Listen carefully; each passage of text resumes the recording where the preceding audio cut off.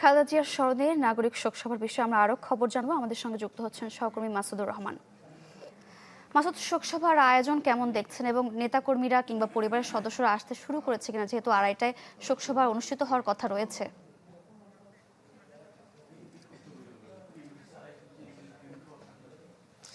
আসলে যেই প্রোগ্রামটি শুরু হওয়ার কথা বেলা 2:30টায় সাবেক 3বারের প্রধানমন্ত্রী বেগম খালেদা জিয়ার স্মরণে যে শোক সভার আয়োজন করা হয়েছে নাগরিক কমিটির উদ্যোগে, সেটি জন্য বেলা 12:30টায় এই দক্ষিণ প্লাজার যে প্রবেশ পথ সেটি খুলে দেওয়া হয়েছে। আমরা যদি দেখাই একটু সার্বিক পরিস্থিতি, সেটি হলো যে এখানে 6,000-এর মতো চেয়ারের অ্যারেঞ্জমেন্ট করা হয়েছে, যারা যেন আমন্ত্রিত অতিথিরা বসতে পারেন। তবে আমরা যতটুকু জেনেছি যে এর বাইরেও তারা সংসদ এই চত্বরের বাইরেও স্ক্রিন দেওয়া হয়েছে। শিয়া বাটার ও ভিটামিন সমৃদ্ধ লিলি বিউটি সোপ, তারুণ্যময় উজ্জ্বল ত্বকের জন্য। রিমার্ক। বাইরে যদি অতিথি যারা আসবেন, যদি এখানে জায়গা না হয়, তারা বাইরে থেকে দেখতে পারবেন।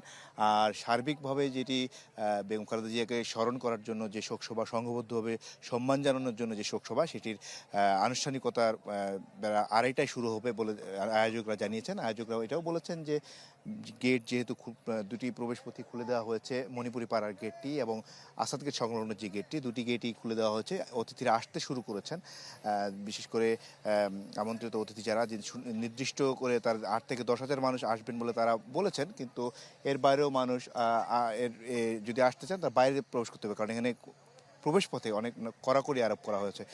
আর এখানে এই অনুষ্ঠানের ভাব গাম্ভীর্য ধরে রাখার জন্য এখানে সেলফি তোলা নিষেধ করা হয়েছে।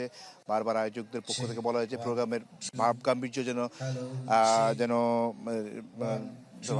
যেন বজায় রাখে যারা আমন্ত্রিত তারা, সেটি বলা হয়েছে। আর এখানে বিএনপি চেয়ারপারসনের পক্ষ থেকে খালেদা জিয়ার পরিবারের পক্ষ থেকে তারেক রহমান সহ তার পরিবারের সদস্যরা এখানে আসবেন বলেছেন। তারা বেলা 3টার সময় আসবেন বলে আমরা এখন পর্যন্ত জানতে পেরেছি, এবং প্রোগ্রামের যে আনুষ্ঠানিকতা সেটি দুপুর 2:30টার পর শুরু হবে।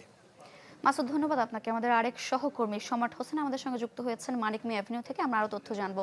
সম্রাট।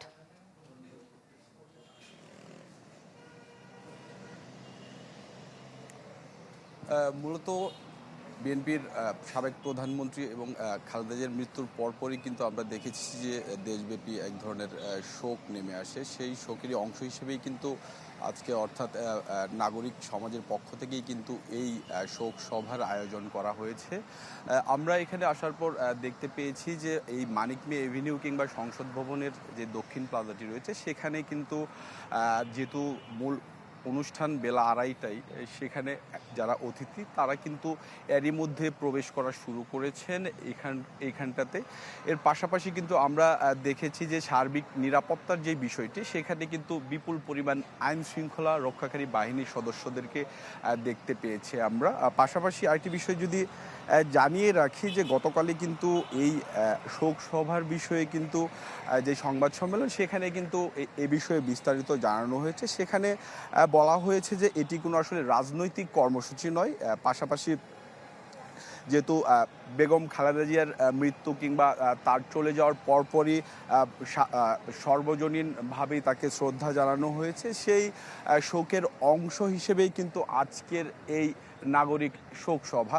মূল আনুষ্ঠানিকতার আগে আমরা দেখেছি, অর্থাৎ এরই মধ্যে কিন্তু সংসদের দুই পাশের দুইটি গেটই খুলে দেওয়া হয়েছে। পাশাপাশি এখানে যারা অতিথি হিসেবে আসবেন তাদেরও কিন্তু এখানে প্রবেশ শুরু হয়ে গেছে এরই মধ্যে। আরেকটি বিষয় যদি জানিয়ে রাখি যে এই শোকসভার আয়োজন মূলত নাগরিক সভা থেকে করা হয়েছে। সেখানে বলা হয়েছে যে বিভিন্ন শ্রেণী পেশাজীবী যে মানুষজন রয়েছেন তারা হচ্ছে যে এই শোকসভায় অংশ নেবেন।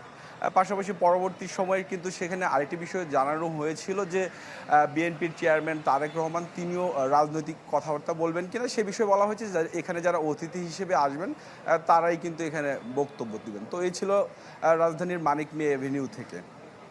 সম্রাট, ধন্যবাদ আপনাকে।